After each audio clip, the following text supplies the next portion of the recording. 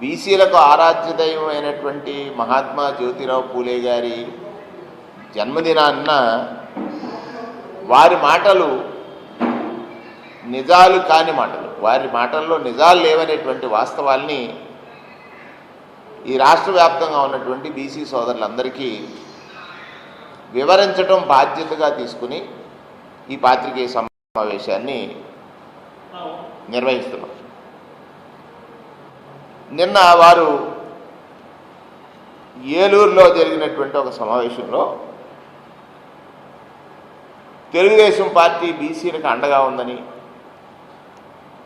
నాటి నుంచి నేటి వరకు అనేటువంటి ఒక మాట చెప్పారు. ఈ సందర్భంలో బీసీలు గుర్తించాల్సింది ఏంటంటే, తెలుగుదేశం పార్టీని స్థాపించినటువంటి ఎన్టీ రామారావు గారిని వెన్నుపోటు పొడిచి తెలుగుదేశం పార్టీని కబ్జా చేసినట్లే,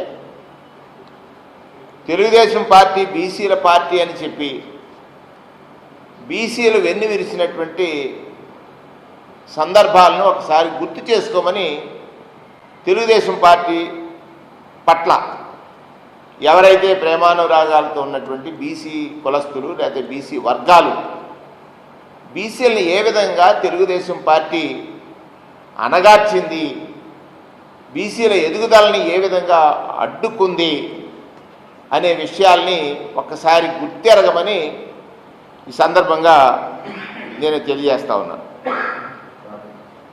ఈ అరిగిరిపల్లిలో చంద్రబాబు నాయుడు గారి మాటలు చూసిన తర్వాత బీసీలు ఎప్పుడూ కూడా కుల వృత్తులకే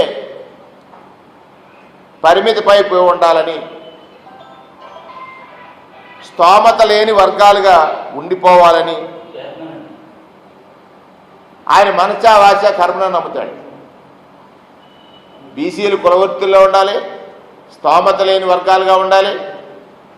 ఆయన నమ్మకం ఏంటంటే వారు ఎక్కడా కూడా జ్ఞానం సంపాదించడానికి వీల్లేదు, అది జరిగితే తనకి ప్రమాదం అనేటువంటి ఒక విశ్వాసం కలిగినటువంటి వ్యక్తి చంద్రబాబు నాయుడు గారు అనడానికి నిన్న ఆయన వ్యాఖ్యలే ఒక ఉదాహరణగా నేను తెలియజేస్తా ఉన్నాను. వారు ఏమన్నారు, కుల వృత్తుల్ని ప్రోత్సహించాలి, కుల వృత్తుల్ని ప్రోత్సహించాలనేటువంటిది ఒక మనువాదానికి సంబంధించినటువంటి అంశం. కుల వృత్తులు అంతరించిపోయాయి. ఈ సమాజంలో బీసీలు కూడా అందరితో పాటు సమానంగా ఎదగాలన్నప్పుడు వారికి విద్య అవసరం. అది కదా మహాత్మా జ్యోతిరావు పూలే గారు ఆశించింది, కోరుకున్నది. ఆయన్ని గురువుగా ఎంచుకున్న బాబాసాహెబ్ అంబేద్కర్ గారు ఈ రాజ్యాంగంలో పొందుపరిచింది. కేవలం పురుషులే కాకుండా స్త్రీలు కూడా విద్యావంతులు అయితేనే ఈ సమాజంలో అందరికీ ఒక సముచిత స్థానం లభిస్తుందని ఆశించినటువంటి మహనీయుడు మహాత్మా జ్యోతిరావు పూలే గారు. అటువంటి మహనీయుడి యొక్క పుట్టినరోజు చంద్రబాబు నాయుడు గారు ఎంత పచ్చిగా, వారు ముఖ్యమంత్రి, చంద్రబాబు నాయుడు గారు తమరు ముఖ్యమంత్రి, మీ మాటల్లో వాస్తవాలు ఉండాలి, మీరెప్పుడు నిజాలే మాట్లాడాలి. కానీ అది ఎక్కడ కనపట్టలేదే.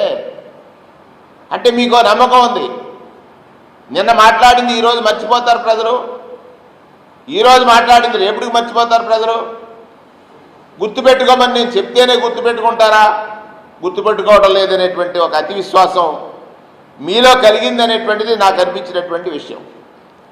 నిన్న వారి మాటలు చూసిన తర్వాత అధికారులకు ఆయన చేసిన సూచనలు కానీ ఆయన చెప్తున్నటువంటి మాటలు కానీ చూసిన తర్వాత బీసీ వర్గాలని మరొకసారి ఘోరంగా మోసం చేయడానికి చంద్రబాబు నాయుడు గారు ప్రయత్నాలు మొదలుపెట్టేశారు.